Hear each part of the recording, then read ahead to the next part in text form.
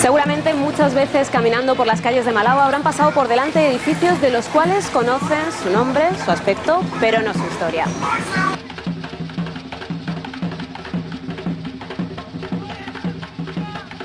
Puede que no sepan que la vivienda conocida como la Casa Verde fue el consulado de Portugal.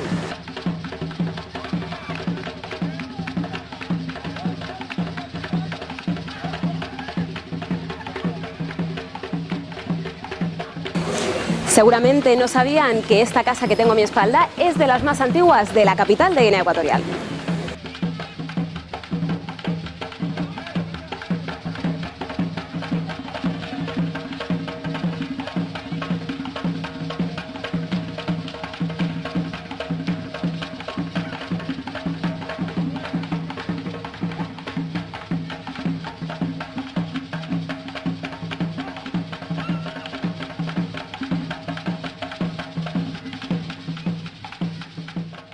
Laida, hoy comienza un programa nuevo, se va a llamar Nuestro Patrimonio y tú vas a ser nuestra interlocutora.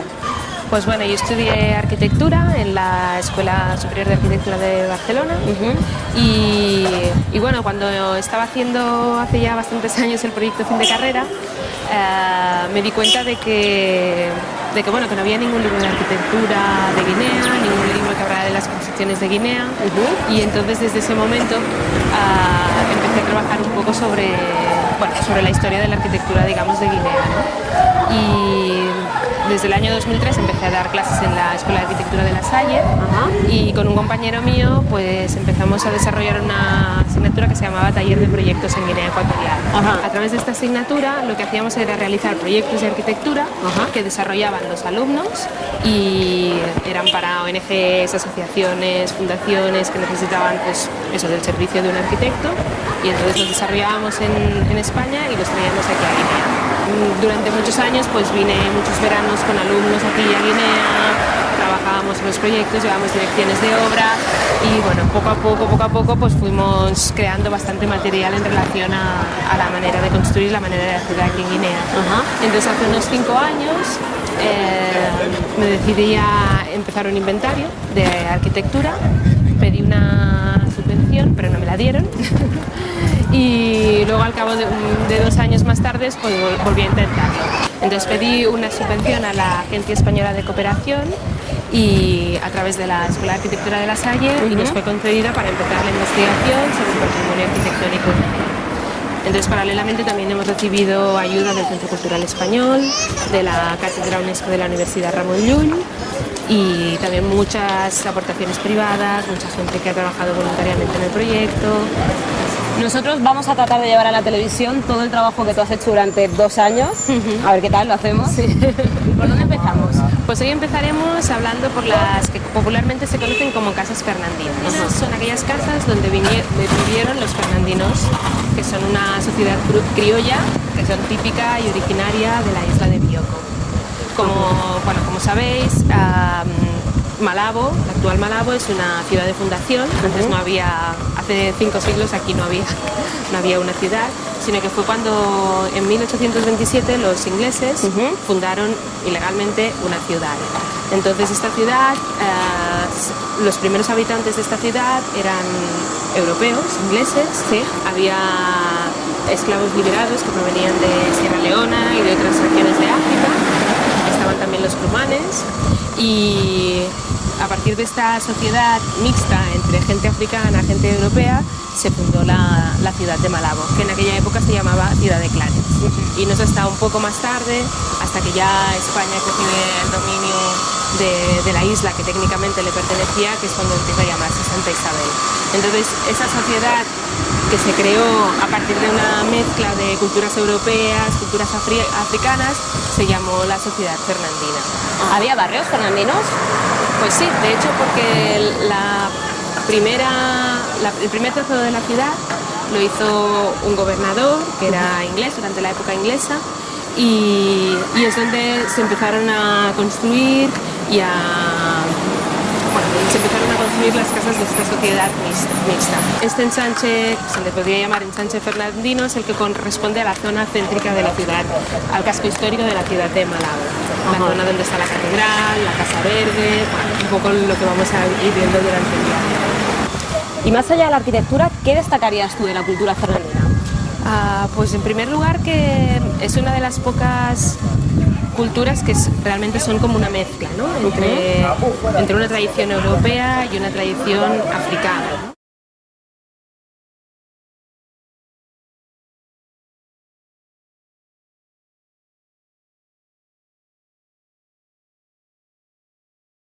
Laida, ¿dónde estamos? Pues estamos en la Casa Verde, que es una de las casas fernandinas que ahora mismo se está rehabilitando. ¿Y qué tiene de especial esta casa? Bueno, pues esta casa, para empezar, por la magnitud que tiene en relación a nosotros, es una de las más grandes. Después, un poco a través del trabajo que hemos hecho bibliográfico y de archivo, hemos visto que también es una de las casas más antiguas de la ciudad, y lo primero que sabemos de ella es que fue la sede del Consulado de Portugal, aquí durante la colonia española. Y luego pasó a ser la sede de una factoría que se llamaba Muñoz y Gala, que también la llevaban unos españoles. ¿Cómo se puede saber de cuándo es una casa? Pues bueno, es complicado, porque si tuviéramos, por ejemplo, en un caso los archivos de la obra, a lo mejor los planos del arquitecto o así, sería más fácil fecharla. Aunque siempre también tenemos que distinguir entre la fecha del proyecto y la fecha de construcción, porque a veces también hay un lapso de tiempo que a lo mejor se puede dilatar, igual el proyecto es de 1900 y luego al final se acabó construyendo en 1910, por ejemplo. Pero en este caso sí que sabemos que esta casa es anterior a 1911 porque tenemos un catálogo, hemos dado con un catálogo de esta compañía catalana que se llamaba Ribas y Pradell, que había trabajado aquí en Malabo, y en la que hay como un recopilatorio de todas las construcciones. Habéis tenido que hacer una labor de documentación tremenda. Pues sí, detrás de todo este proyecto de hecho es un proyecto de investigación en la que hemos hecho mucho vaciado de archivos históricos, bibliotecas, archivos personales, porque hay mucha gente que tiene mucha documentación o gente que se ha dedicado a acumular información, material sobre Guinea Ecuatorial. Después hay todo un tema de entrevistas de gente a lo mejor que ha vivido, que ha trabajado en las casas que vamos documentando, o gente que a lo mejor está estudiando otros temas sobre Guinea Ecuatorial, antropólogos, arqueólogos, que también nos pueden facilitar mucha información. De hecho, las fuentes son muy diversas, muy distintas, y de lo que se trata es de, una vez con toda esta información, reunirla y poder recomponer, ¿no?, un poco la historia de las casas. También el hecho de, por ejemplo, de dibujar cada una de las casas nos da también mucha información, porque allí también puedes ver los cambios que se han hecho, las ampliaciones, es cuando analizas más los detalles, cuando los dibujas, también es una fuente de información muy valiosa, el dibujo, y luego también el archivo fotográfico que se hace también de cada una de las casas. ¿Habéis dibujado cada casa? Sí. ¿Cuántas en total? Sí, pues la verdad es que rondan por las 80 o 90 casas. Lo que sí que teníamos un equipo el año pasado, por ejemplo, hubo un equipo de 15 estudiantes de la Escuela de Arquitectura de La Salle que vinieron voluntariamente a trabajar en el proyecto, a dibujar, a fotografiar, a entrevistar, y también hubo un grupo de 4 estudiantes de arquitectura que están becados por el Ministerio de Infraestructuras de Guinea Ecuatorial, que están estudiando arquitectura en Lomé, que también estuvieron colaborando con el proyecto. O sea que también hemos tenido mucha ayuda, muchos colaboradores, mucha gente pues voluntaria que ha hecho pues ese trabajo de minucioso y a lo mejor muy duro, ¿no? Más arduo, ¿no? Sí, de ir, medir, luego una vez medir, pasarlo todo a tocar, pues hemos tenido también mucha ayuda con eso. ¿Y cómo se quedan esos estudiantes cuando ven esto? ¿Les llama la atención? Muchísimo, ¿Sí? Muchísimo, sí. Aparte de la experiencia de que ellos tienen, por ejemplo, los que vienen de fuera, de venir aquí, vivir en Guinea, aprender de la cultura, de la gente, de la ciudad, de todo en general, también además eso de poder aplicar lo que ellos están estudiando en una ciudad que es totalmente distinta y que igual algunos recursos que allí les sirven, aquí no les sirven, y tienen que adaptarlos y transformarlos a las condiciones de aquí. Pues bueno, la experiencia para ellos es impresionante. De hecho, todos quieren volver y sí. Laida, ¿por qué la casa tiene color verde? Porque la madera que utilizaron originariamente era madera de pino, tenía un tono verdoso y supongo que debe ser por el tipo de tratamiento que tenía para los insectos y todo este tipo de agentes que atacan a la madera, y entonces ahora cuando han hecho la reconstrucción pues han utilizado el verde como un distintivo de la casa. La del sitio es espectacular. Sí, es espectacular. De hecho, cuando pensamos en arquitectura, no solo es importante el objeto en sí arquitectónico, sino dónde colocamos ese objeto en el ambiente, ¿no? Ya sea aquí en la ciudad de Malabo, y el cómo cuando se pensó en esta construcción sí que se pensó claramente en las relaciones que tenía con el Pico Basilea, que lo vemos desde aquí, las vistas al mar. O sea que no es todo un conjunto de actuaciones totalmente intencionadas para darle valor a la casa. Hablabas del espacio en el que se sitúa la casa. Esta calle era importante. Sí, de hecho durante la época de la colonia española, esta calle que se llamaba Presidente Nasi, si no me equivoco, que es la que conduce directamente a la que es hoy la Plaza de la Independencia, en esta calle habían otras factorías, porque esta también había sido la sede de una factoría española que se llama Muñoz y Gala, y sí, estaba digamos como en un punto bastante estratégico, ¿no? De relacionar toda esta secuencia de factorías y negocios hasta llegar a lo que era la plaza, bueno, en aquella época la Plaza de España, en el que estaba la catedral, el Palacio del Gobierno, ahora lo que es el Sofitel, y también tenía cerca otros consulados. De hecho en esta zona de aquí estaba lo que se llamaba la Casa Moritz, que era el consulado de Alemania. Como arquitecta, ¿qué dirías que hace especial este edificio? Pues mira, en primer lugar, porque es una de las pocas casas que está levantada sobre pilares metálicos, que son de hierro fundido, y además tratadas y decorados de una manera especial. Y luego a partir de esa estructura metálica también se levanta sobre la estructura de arriba también sería de madera. Después, por otro lado, también lo que es importante de esta casa es que tiene, o sea, la parte de abajo era una planta diáfana, que cuando era eso la sede de Muñoz y Gala, pues servía como factoría, y luego la parte superior era vivienda. Y luego, más a nivel de detalle, es una casa que, bueno, como comentábamos, era una casa prefabricada de esta compañía catalana que se llamaba Ribas i Pradell, y que había un cuidado muy intencionado sobre el trabajo del artesano, sobre la utilización de motivos que relacionaran la arquitectura con la naturaleza, se utilizaban motivos florales, unas formas como muy orgánicas, y todo esto lo vemos en esta casa, ¿no? Sé que esto es difícil y quizá te pongo en un apuro, pero ¿cuál es tu favorita? Pues mi favorita, la Casa Teodolita. Seguramente porque, además de que vivo cerca y la conozco y también la hemos estudiado bastante en profundidad, también yo creo que la parte de toda la historia que me han explicado de ella, de lo que me ha explicado mi abuela, de Ida Morgades, de lo que ella había vivido allí, pues creo que la hacen como más especial para mí. África, África, África niña, África nosa. Laida, estamos en una de las casas más antiguas de la ciudad de Malabo. Pues sí, la Casa Teodolita es una de las casas más antiguas y de hecho es de la más antigua de la cual tenemos fecha, que es de 1902. ¿De dónde viene su nombre? Pues viene de, bueno, Teodolita viene de Teodora, que era una de las hijas de la familia Dugan, de José Dugan. Pues la familia Dugan era una de las familias fernandinas de la ciudad de Malabo, y de hecho de esta familia salieron muchos profesionales que hoy día aún se recuerdan, como el primer abogado de Guinea Ecuatorial, la primera pianista de Guinea Ecuatorial, y aparte, bueno, la Casa Teodolita es una casa como muy característica porque era una casa que tenía una función social.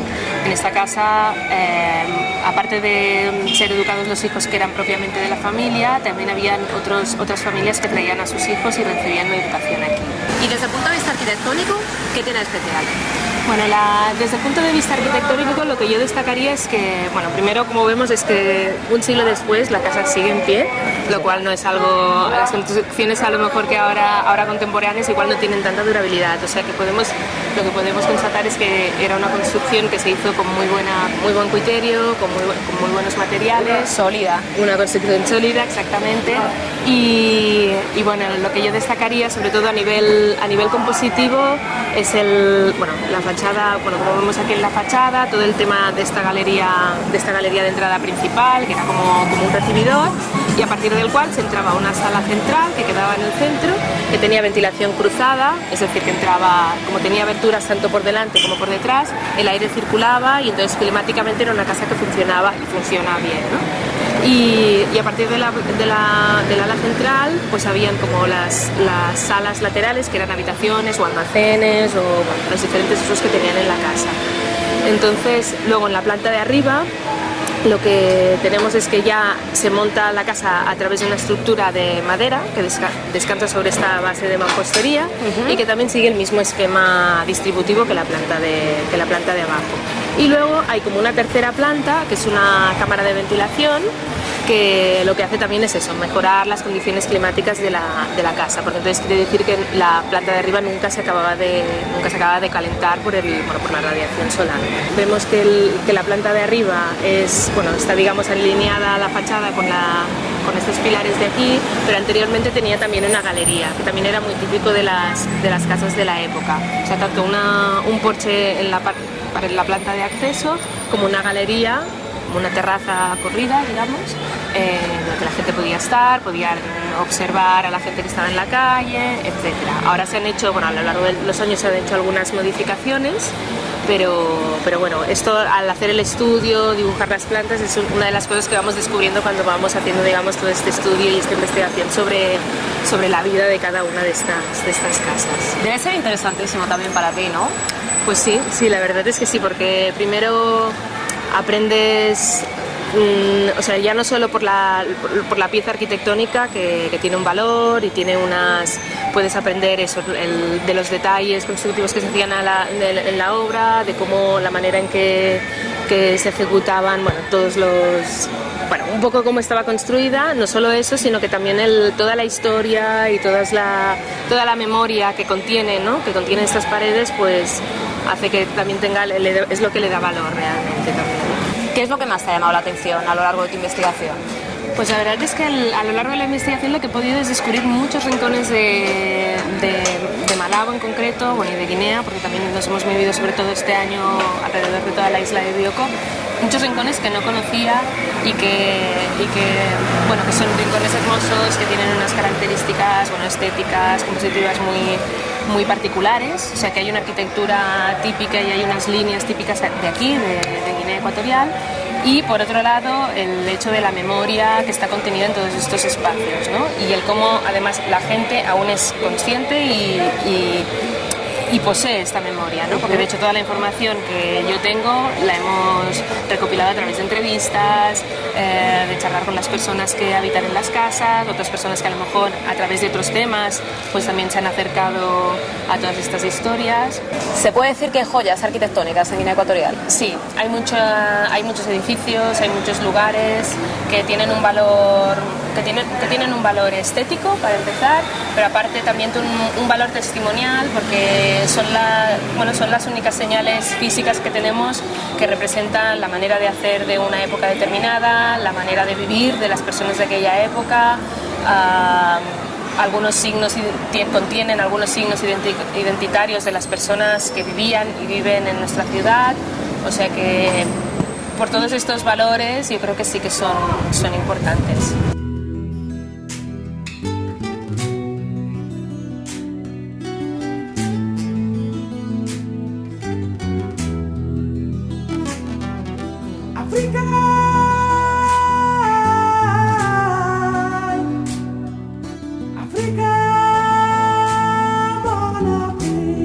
La idea esta vez has escogido dos casas, ¿por qué? Pues estas dos casas también entrarían dentro de este grupo que llamábamos Casas Fernandinas, y esta de aquí atrás actualmente es de Julia Andón y esta de aquí es de Karen Jones. La fecha, digamos, que hemos elegido como para clasificarlas serían anteriores a 1911. De hecho sabemos esta fecha porque precisamente a través de la investigación que hemos estado haciendo, lo que hemos visto es que fueron construidas por una compañía catalana de Barcelona, que estuvo trabajando desde finales del siglo XIX a principios del XX, estuvo trabajando aquí en Malabo, que se llamaba Ribas i Pradell. Y entonces ellos lo que hacían era hacer casas prefabricadas, que estaban hechas de pino, las traían aquí y las montaban. Esta de aquí, por ejemplo, era una tipología que estaba montada sobre pilares de ladrillo de 3 metros de altura y luego la parte de arriba se montaba todo con estructura de madera. También como la casa teodolita, arriba tenían una cámara de ventilación para poder mejorar también las condiciones de la casa. Y bueno, lo que comentábamos también un poquito en la primera planta, toda esta pasarela que rodeaba la casa para poder, pues eso, estar tomando el aire, relacionarse con la gente de la calle. Siendo prefabricada, ¿cómo es posible que dure todavía? Bueno, porque la madera seguramente era tratada, estaba bien tratada, ya sea con pinturas o con elementos, con algunos componentes químicos que hacen que tengan más durabilidad, y porque también está construida de un modo que, bueno, por ejemplo, la madera no está en contacto con el suelo, por eso precisamente las elevaban del suelo.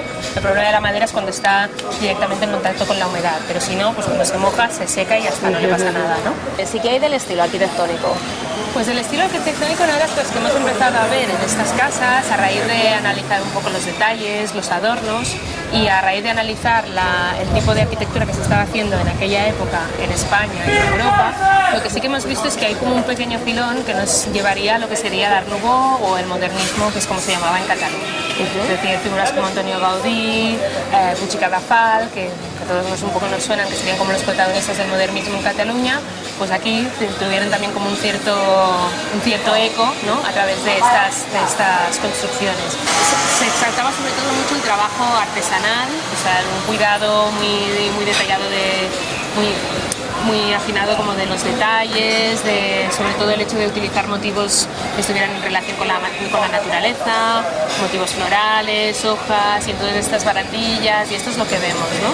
Hay un mismo lenguaje que podemos ver a través de la lectura de todas estas casas. ¿En Barcelona se sabe que hay un legado aquí? Pues creo que no, creo que no, y esta es una de las cosas que también queremos hacer a través de esta investigación, una de las maneras de difundir el trabajo, y uno de estos objetivos es que también se conozca que aquí, porque muchas de las casas de esta época, que serían contemporáneas a estas casas en Barcelona, ya no existen. En cambio aquí sí que existen. ¿Aquí qué hay de la conservación? Aquí es complicado porque, bueno, creo que uno de los trabajos que se ha de hacer primero, antes de decidir si conservamos, no conservamos, restauramos, no restauramos, es el valorar qué es lo que hay, qué es lo que se tiene, y analizar si tiene o no algún valor. Es posible que no todo tiene un valor, ¿no? O puede tener un valor a lo mejor cultural, pero a lo mejor no tiene un valor a lo mejor tan artístico o compositivo o arquitectónico, ¿no? Entonces digamos que el trabajo que estamos haciendo precisamente es ver primero qué es lo que tenemos, de lo que tenemos qué valor tiene, y a partir de ahí se pueden empezar a desarrollar políticas de protección del patrimonio, criterios para la conservación, si se tiene que, cada vez que a lo mejor que se restaura, si se tiene que pintar de este color o del otro, porque a lo mejor este color que elegimos es igual al original o no, y toda esta serie de procesos, para poderlos realizar, el primer paso es valorar, documentar, y en eso es lo que estamos. Hemos tenido muchísimo apoyo de los particulares.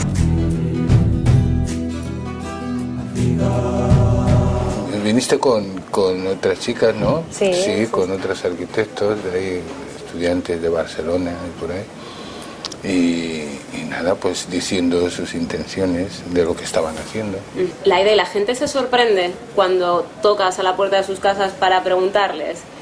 Sí, en un primer momento a veces sí, porque no acaban de, claro, también venimos un poco a veces de improviso, porque claro, a Luis sí que le conocía, pero hay gente que no conoce, ¿sí? Y entonces en un primer momento se quedan como un poco así, pero bueno, a la que les explicas que estamos haciendo esto por nuestro país, por Guinea, pues sin ningún problema te dejan entrar, te enseñan todo, te explican todo lo que, aportan todo lo que pueden, y la verdad es que es una maravilla. Esta casa la hizo un español, es antigua, es del 1922. Entonces, pues bueno, al poco de ser construida, pues mi abuelo fue quien la adquirió, y bueno, es que de la forma de arquitectura colonial, entonces, o sea, así es como se construía, ¿no? Y lo mantiene. A mí la verdad es que me da miedo incluso el acometer cualquier reforma y tal no se me vaya a caer. Es algo así, ¿no?